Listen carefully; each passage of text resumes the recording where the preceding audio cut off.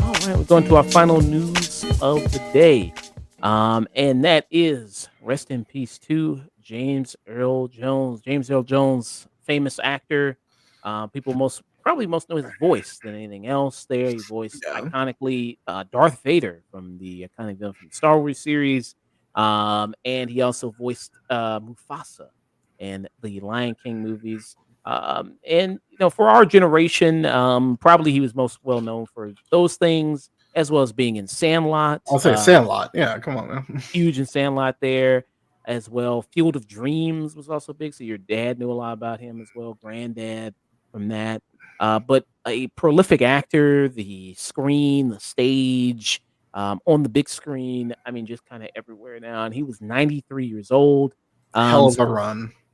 this is from CBS News. It's a stage and screen actor, James Earl Jones, who won Tony Awards for The Great White Hope and Fences, and whose majestic basso profundo voice would become internationally recognized as the villain that Darth Vader in the Star Wars franchise, has died. He's represented for CBS News. He was 93 years old. And we just recently saw him. I mean, he was in Coming to America, where actually they did his funeral in that movie Yeah.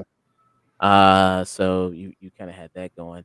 But yeah, I mean, it's kind of, I mean, he's lived a long life. 93 years old is Yeah, dude. definitely 93 is such a hell of a run, man. Like, yeah. like, and look, not to try to get too cryptic, but I mean, not sure what his health was, like how well he's moving and all that. But yeah, man, 93 is such a nice long life. He had so many people who loved and admired him. I still remember, um, I remember him from Will and Grace, where he teaches, where he takes an acting class from Jack, which is just the funniest fucking thing. Because watching someone try to tell James Earl Jones how to fucking act, it's fucking absurdist. But I mean, between that and like Clear and Present Danger, I've seen him so much. Like, I remember him voicing I think it was Martin Luther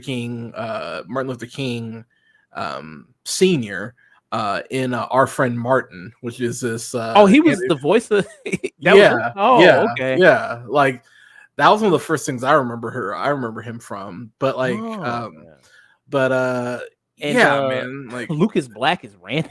Oh, Lucas Black is in this movie. yeah. But yeah, man, like he's been like he's been great. Like, he's been great for so long. When I actually used to watch The Big Bang Theory, he actually had a fun cameo on there. Oh, I actually got Um, that clip. Actually, let me play that here. Which I never saw this show. yeah, you don't need to, but Yeah. I've only ever seen one clip, and that was when Summer Glau was on there. That's all. oh yeah, that's fair. Yeah, she's great.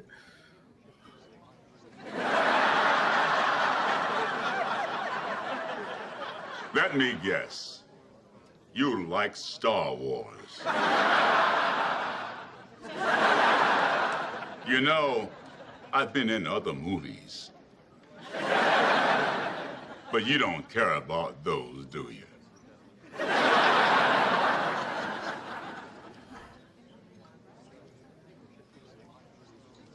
I have one thing to say to people like you.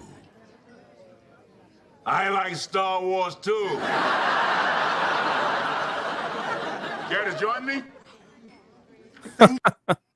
Like, yeah, like, he just seemed like a nice dude, man. Like, yeah. So it sucks, man. It obviously sucks, and like, you think about the people who actually knew him, better than obviously we did. But like, you think about coming to America, like, really coming to America is all you need. Like, that alone would be enough. But when I think about the Sandlot, that's honestly what I think of first and foremost. Like, even before Darth Vader, I think of the Sandlot. Mm. I just love the way he's actually very matter of fact with those kids, and like, not in a dick way, but he's like, yeah, man, playing baseball, like, fastball, boom, lights went out. Like, it's tragic, man, the way he talks about it. But I love the conversation he has with those kids about like, yeah, why didn't you just fucking knock on the door? I would have given you your ball back, and everyone flipping out. Like it's he only has like that one scene, but goddamn, he's amazing in that one scene in Sandlot. And of course, Field of Dreams. Like Field of Dreams is fucking great. That's a great fucking movie. Yeah, man. It sucks. It sucks, obviously. But again, like I'm happy for him. I'm happy we got him for as long as we did. I mean, again, 93 is a hell of a run. So Yeah. Maybe do some fun thing. I mean, obviously, known for his voice. People like Morgan Freeman, people like Patrick Stewart are very known for having these iconic voices that you want to hear say all these kind of different things. And he kind of did that, played into that on David Letterman. Thank you very much. oh yeah. He was in character. Yeah, like that guy that was here earlier. Top 10 things that sound cool when spoken by James Earl Jones. Here we go, number 10. I can't believe it's not butter. Yeah. Number 9.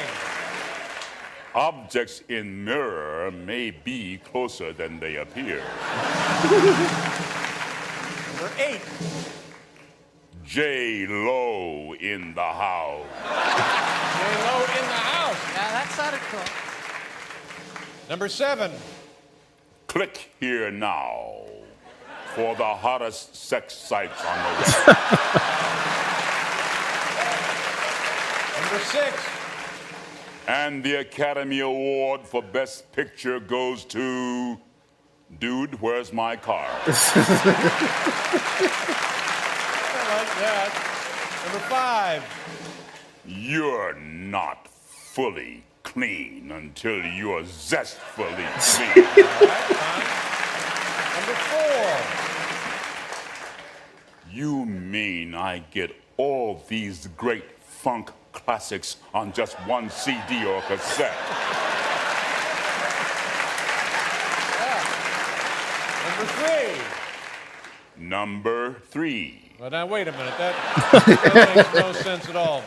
The number 2 cool thing when spoken by James Earl Jones.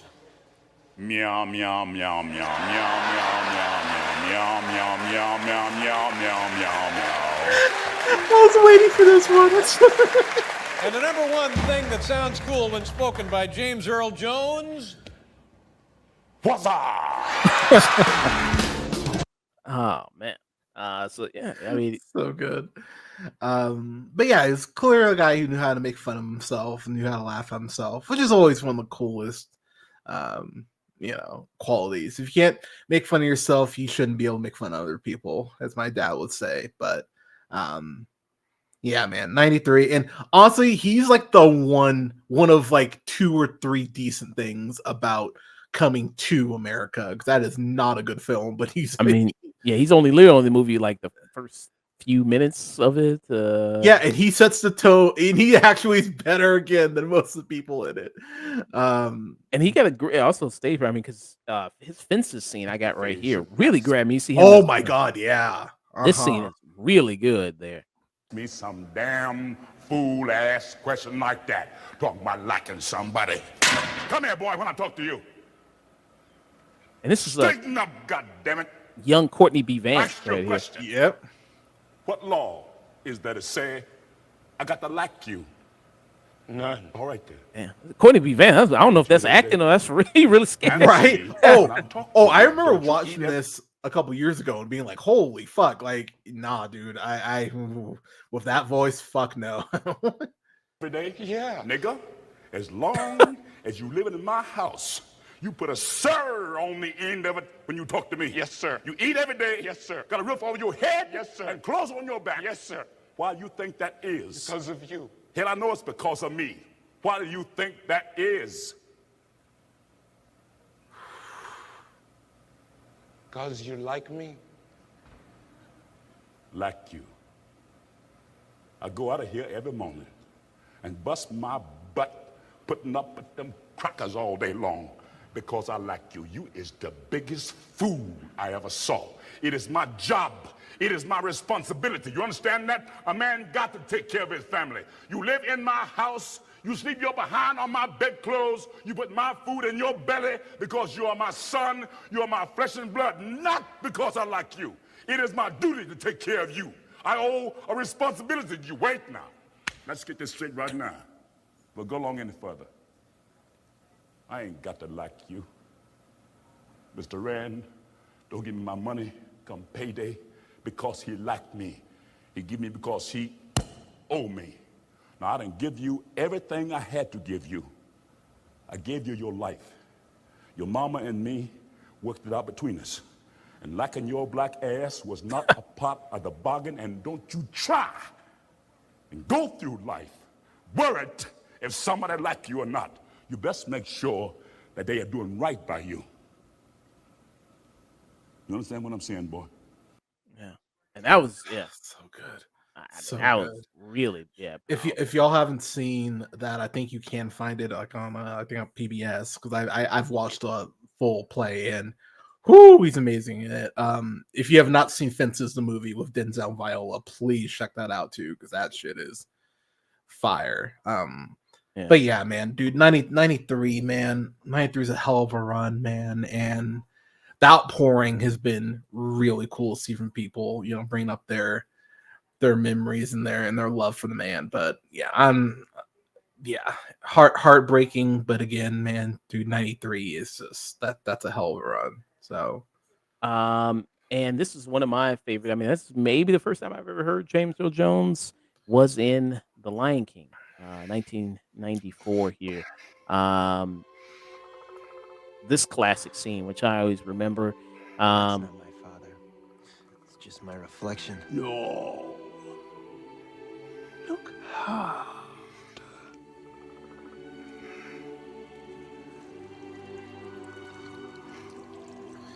still maybe the best opening to a film I personally have ever seen. Oh yeah, I mean, and this is on Broadway. People love the music. I've seen it on Broadway. Oh my god, man. I was crying 5 minutes in, man. That Circle of Life opening in the play. Whoo! Yeah. If you get a chance to see it, do it. It's well worth the time. Simba, you have forgotten me. No. How could I? You have forgotten who you are, and so forgotten me. Look inside yourself, Simba. You are more than what you have become. You must take your place in the circle of life. How can I go back? I'm not who I used to be. Remember who you are. You are my son, and the one true king. Remember who you are. No, please. And if you want to see the remake of this movie, Black Panther, 2018, if you want to see the remake of it, yeah, I mean, yeah, rest in peace, James Earl Jones. Great career, great life there. Prolific actor, icon. Definitely will probably be the ones getting the long kind of memorial at the Oscars when that happens. Oh He'll yeah, be one that, yeah, don't miss that one, Academy. Y'all better be on that shit, man. Because whoo, Black Twitter will. gotta be. Which movie do you think they'll use? Do you think they'll use? They'll probably use They'll use Sandlot. Probably use Sandlot Sandlot. and Sandlot coming to America, and then probably probably Lion King. I would say too, they'll probably because the Mufasa movie's out in December. Uh, so yeah, that's 3 months before that. Yeah. They'll use like Lion King and Sandlot, and probably like a Vader clip or something. Oh yeah, they'll probably definitely use the like I want the like his very first scene in the movie. Yeah, I want them taking a lot. Yeah, they'll definitely use that one as well. You sure they won't use a scene from him in Conan at all? They won't, they won't bring Conan. I mean, that would be great. I would prefer if they were to do that. Oh my god, look at the hair. Oh, it's so good. And I actually never even seen Conan. Conan's fun. It's dumb, but it's fun. It's so like that's amazing. That wig was from '82, and that still looks better than that Tyler Perry wig. It's just insane to me. But and I think James Earl Jones, before he passed away, I think he did sign a deal with Disney for them to use. Yeah, voice. so I was gonna see if you're gonna bring this up. Yeah, let me see if I can. I hate that. I really hate that. Um, I think it begins the slipperiest of slopes, and I yeah, I don't like that at all. I actually hate that he did that. I mean, his his well wishes obviously, but just as an Uh, art as an artist, I think that sets a very dangerous and terrible precedent, personally. So this is But from the Hollywood Reporter. It says Jones made the deal with the Ukrainian startup Respeecher, which used AI to decode through audio from his early Darth Vader projects and create new lines of dialogue with the younger sounding voice. Wood told the publication that Jones was akin to a benevolent godfather in working with the show's team to offer guidance with the new dialogue for Obi-Wan Kenobi. And since following Jones's death on Monday, industry analysts are watching to see whether his voice will resurface either in the in the Star Wars world or other projects. Given that he is also known for voicing Mufasa and Lion King franchise, the Hollywood Reporter has reached out to Lucasfilm and Disney representatives for clarity on whether Jones agreed for his voice to be used posthumously for Star Wars for the upcoming Mufasa Lion King, which voice stars Aaron Pierre as Mufasa. Jones' voice is not expected to be heard. So you do have that. So we'll yeah, see we'll there. see. And then Yeah, the family of the actor, because they recreated for Rogue One, Grand Moff Tarkin, yeah, they're they're actually suing. suing. They're Yeah, suing Disney, and yeah. we'll see how that kind of goes And on. honestly, I haven't looked too much in the case, but what I will say is I hope that gives studios cause to pause, because um, I don't think I was on for a review of it. But what they did in the Flash, I thought was fucking deplorable. What they did with those cameos. So, Did you also think the same thing in Alien Romulus? oh, I haven't seen that yet. Oh, So, okay, okay. well, thanks. So I haven't seen. Good job, John. So I'm assuming. All Oh, right, I can narrow it. oh. Well, hey, man, that movie's been out for a minute, man. Dude, I don't see everything at the same rate, man. I've been, like I said, I've been watching a lot of screeners and shit. But yeah, I think there's a level of just like lack of humanity that I think needs to be addressed when you go down that route. So the fact Disney's getting sued, I hope it makes studios like pause on that front. Um, and like I said, what they did in the Flash, I genuinely knocked the great like film down for me. So um, I think I think Marvel signed like a deal with Stan Lee's estate to use him in cameos moving forward if they wanted to, Mm. and I'm like, fuck no, I don't want to see that shit. So yeah, that's two cases of Disney apparently doing this shit. So yeah, stop. So yeah. Yeah, and this is the article right here. Lucasfilm sued for recreating Grand Moff Tarkin actor Peter Cushing's image in Rogue One, a Star Wars story. As reported by the Times, a friend of Cushing has alleged that Disney did not have permission to recreate the actor's image with special effects for Rogue One. Disney tried and failed to have the case dismissed for a second time on September 9th, 2024. The plaintiff, Kevin Francis, is suing Lucasfilm through his film company, Tyburn Film Productions, and also brought claims against Rogue One producer Lunic Heavy Industries to the late executors of Cushing's estate and Cushing's agency Associated International Management.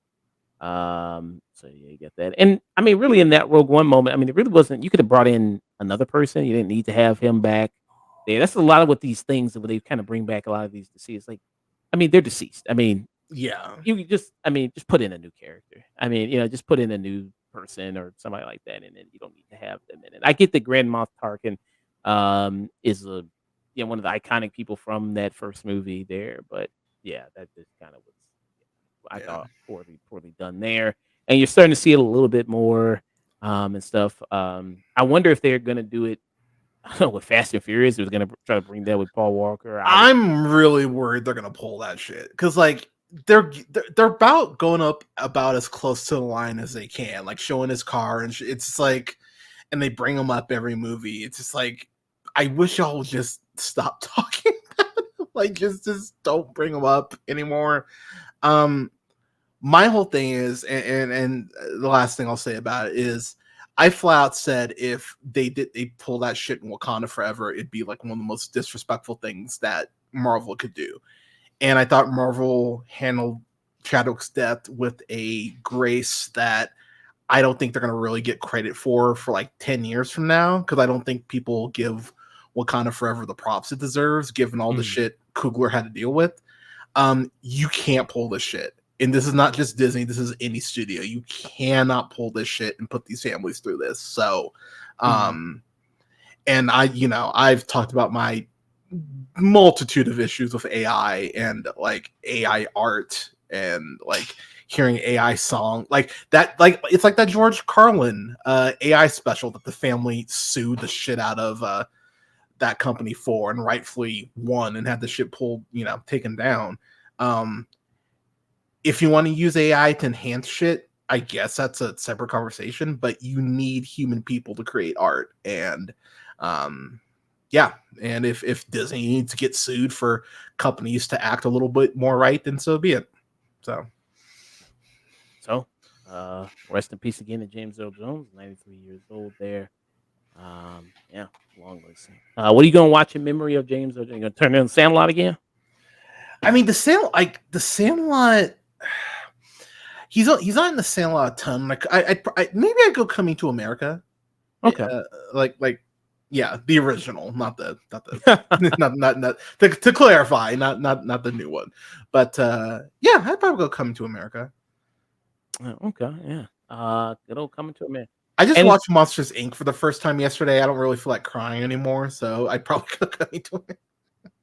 Yeah, and he's only in this movie for a little bit too. I mean, I'm thinking like a lot of the movies that we most remember him from, in our gym, it's like he's not in these movies a whole lot. He's not really in these movies. Yeah, but it's like you don't need to be in a film. Like, people forget Anthony Hopkins is only in Silence of the Lambs for like 10 minutes and he got a fucking Oscar because of it. Like, you don't always need to be in the film a ton to make an impact. Hey, what's up, brother? You a little late for the Christmas pageant.